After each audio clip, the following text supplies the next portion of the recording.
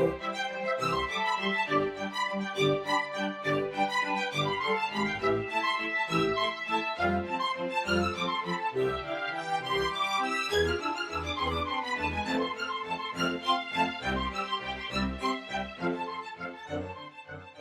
to the Secrets of College Planning. I'm your host, Anthony Uva, and today we're going to get some insight into Division III athletics. My guest today is Christa Racine. She is the Director of Athletics at Drew University, and welcome to the show. Thanks for having me. Yeah, so usually I start my guests where they went to college. So where'd you go to school? I went to Rutgers University. Oh. I was a student athlete there, competed on the women's soccer team, and graduated in 1993. Wow, fantastic. So let's just go back in time before we get started where you are. Back in high school, was it freshman year, senior year? When did it all begin for you where you actually realized that you wanted to go to college and play a sport at the college level? Yeah, so I'm the youngest of 6 children, and all of my brothers and sisters had the opportunity to go to college, and I was fortunate to come from a family that really emphasized educating yourself beyond high school. So that was always in the plans, but I was the only one that was a student athlete. They were all athletes in their own right, but I guess I had abilities and opportunities that provided me another avenue as I looked at my college career. So my freshman year, I really started to just accomplish things. And I guess at that point, people started to talk to me about, wow, have you thought about playing in college? And that's how it all started. And that's how it all started. So did Rutgers, was that the only school, or did you have many schools? How did it all process out for you? Sure. I was fortunate that I had several schools reach out at all levels. Back in the late 80s, there were not the number of Division I schools that there are today. In fact, the NCAA tournament in Division I only had 12 schools that made the tournament. Wow. Compared to, I don't even know if it's 64 now or whatever, but so there just weren't a ton of schools out there with scholarship opportunities, and I was fortunate to have several reach out to me. But backtrack, as I mentioned, I had brothers and sisters that went to college, but they all commuted. So I ventured 45 minutes away, and so for me that was big time, going pretty far away. So now you're at Rutgers. Mm-hmm. What's it like? Give us a sense of what it's like to be a student athlete at Rutgers University. Sure. So one of the reasons I chose Rutgers was because I felt like it was the real world. And what I mean by that is that I spent 12 years of Catholic school education, which was fantastic. But it was 12 years of a lot of people that looked like me and had opportunities like me. And I felt that in order to prepare myself for life and watching my brothers and sisters explore their avenues, that going to a big university was really something I wanted to do. And it was. It was fantastic. I loved everything about it.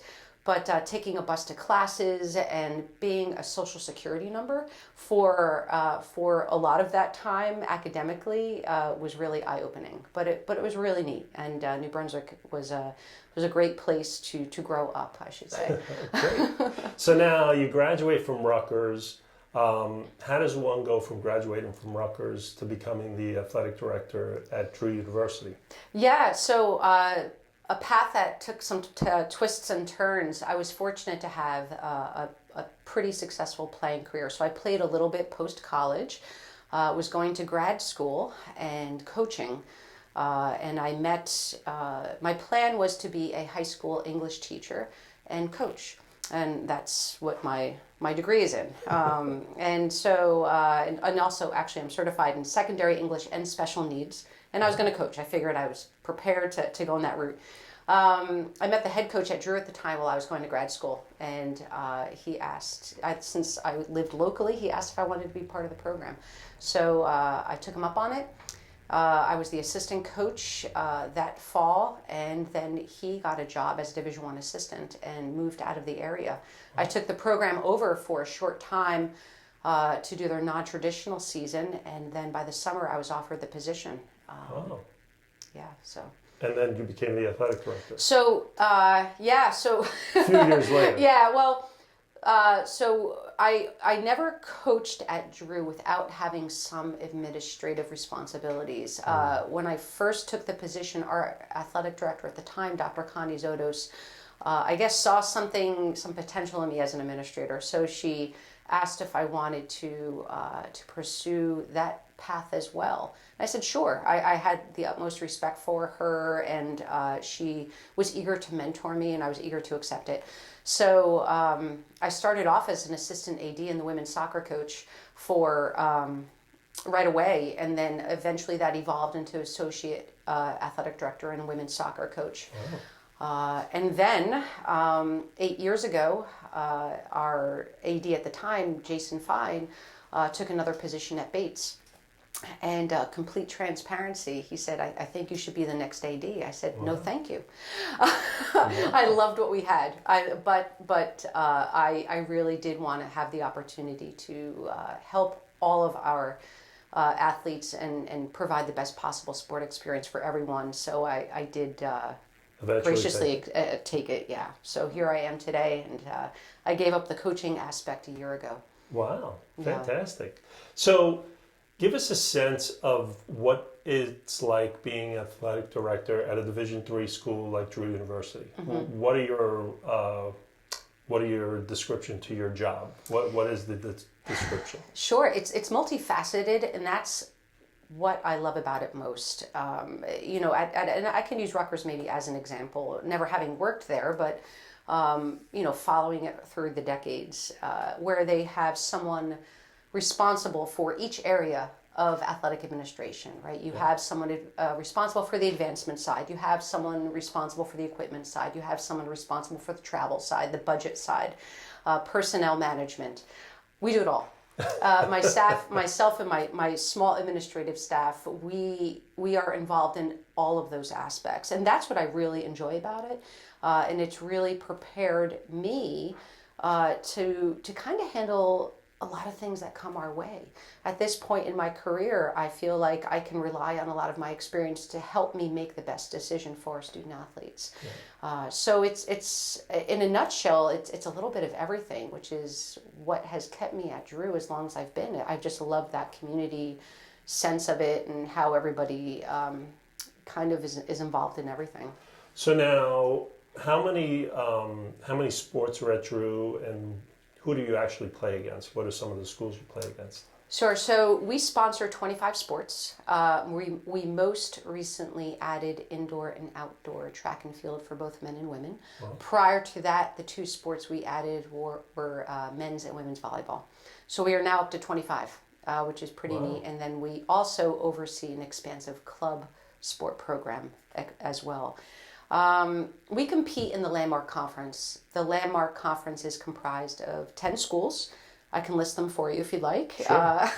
You can name a few of them. You don't have to name all 10. So it's primarily comprised of schools in Pennsylvania. The most east is Moravian and Scranton, and the most west in Pennsylvania is Juniata College in Susquehanna, and the most south is Catholic University. Oh, wow. And then everything kind of in between. It's a wonderful conference. I'm fortunate to work with awesome colleagues at those universities. We have a fantastic commissioner who works for our institutions and to better our conference, and it's really a great conference. So now, when a student athlete comes to Drew University, what's the process in the student athlete? Do they go through an orientation? Is there a whole bunch of different things that they give me a sense of what happens for the whole year for a student athlete?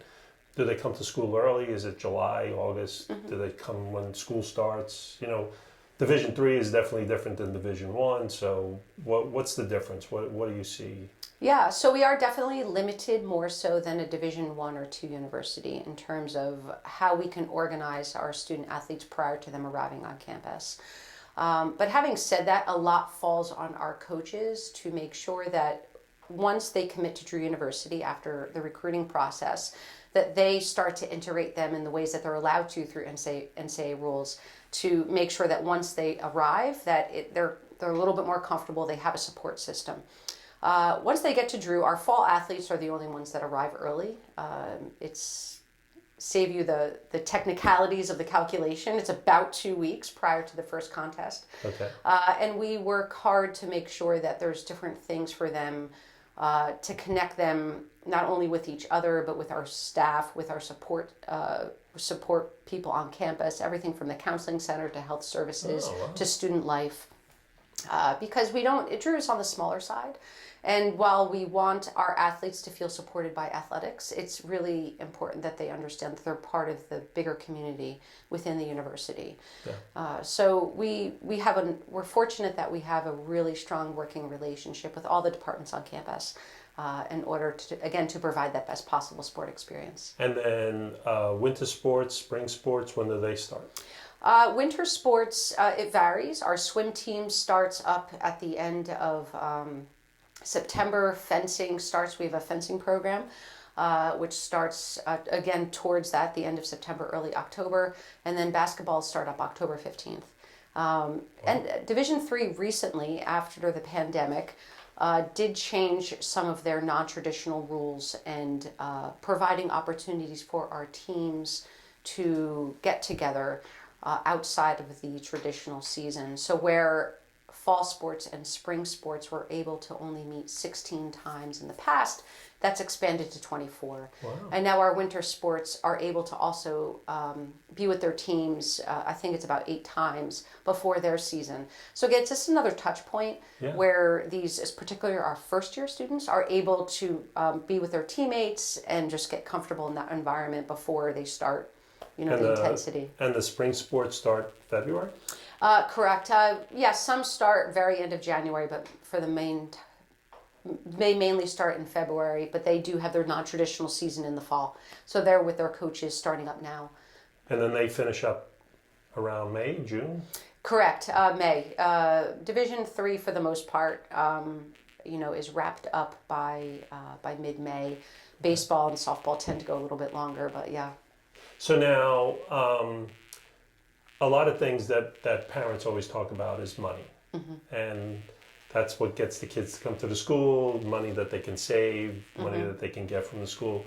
Does Drew University have, they don't have scholarships like Division I, but do they have merit money or academic money or some kind of monies that they provide to student athletes or students that come to school there? Yeah, so correct.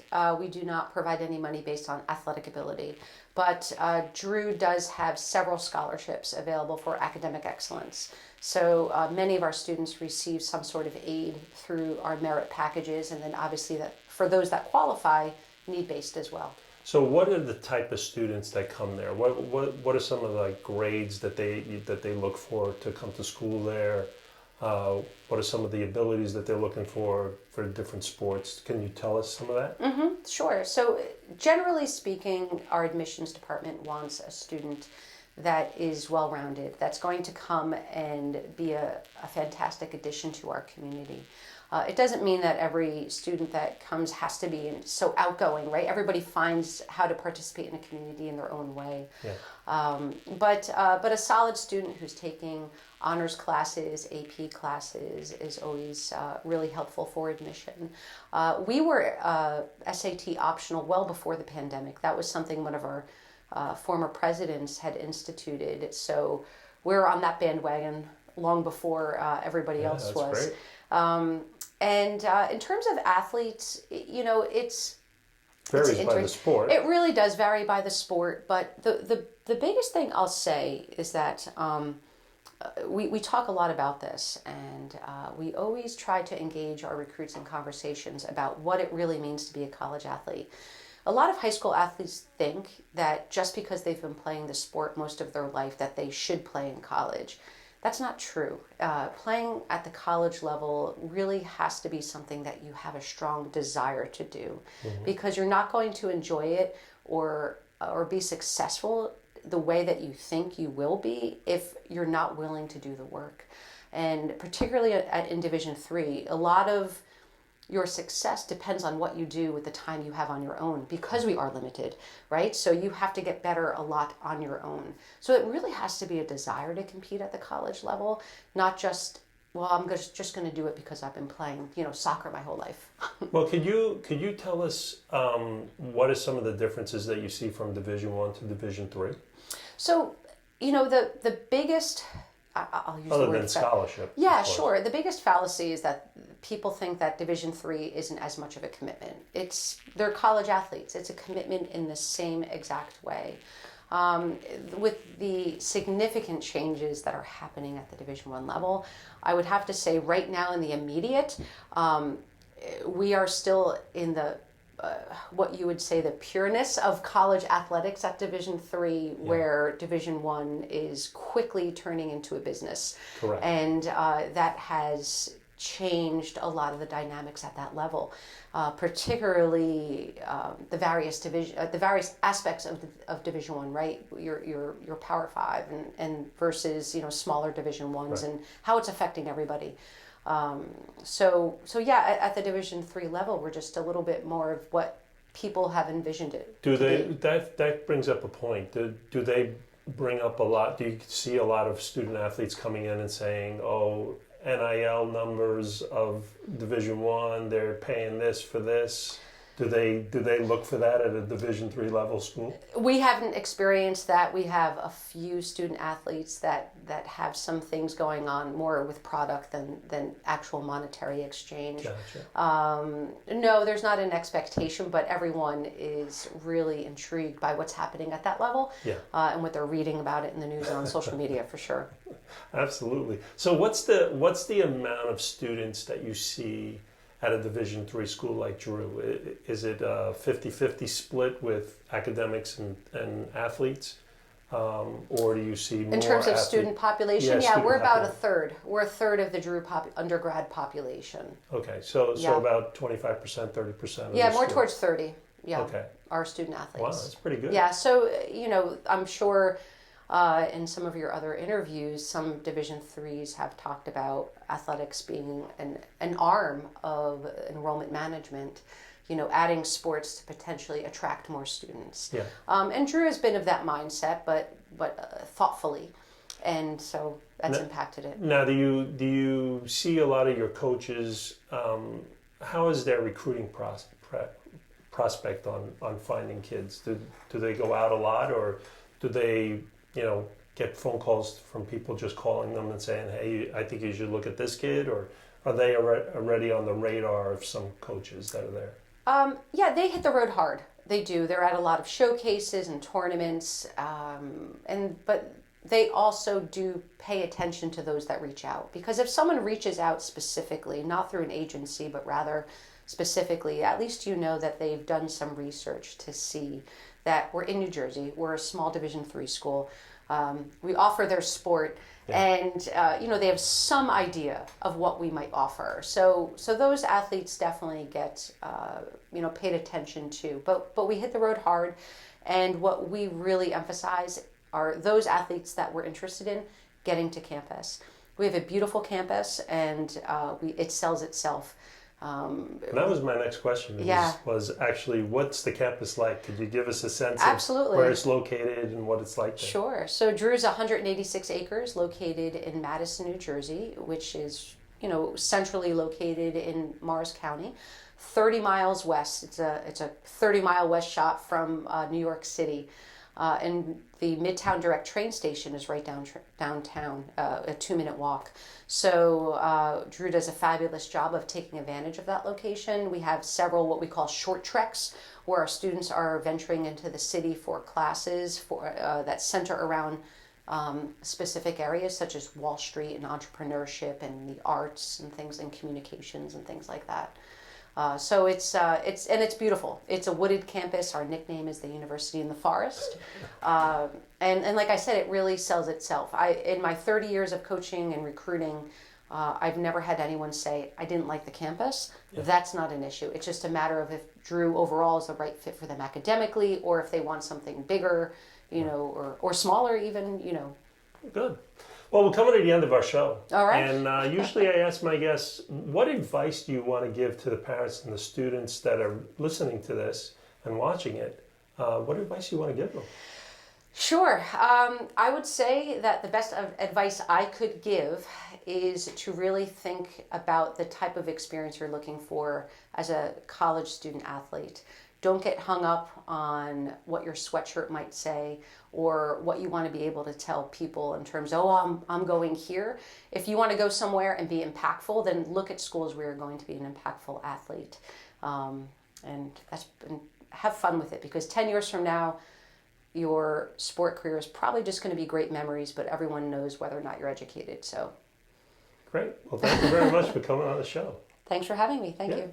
So you've been watching The Secrets of College Planning. I'm your host, Anthony Uva. Until next time.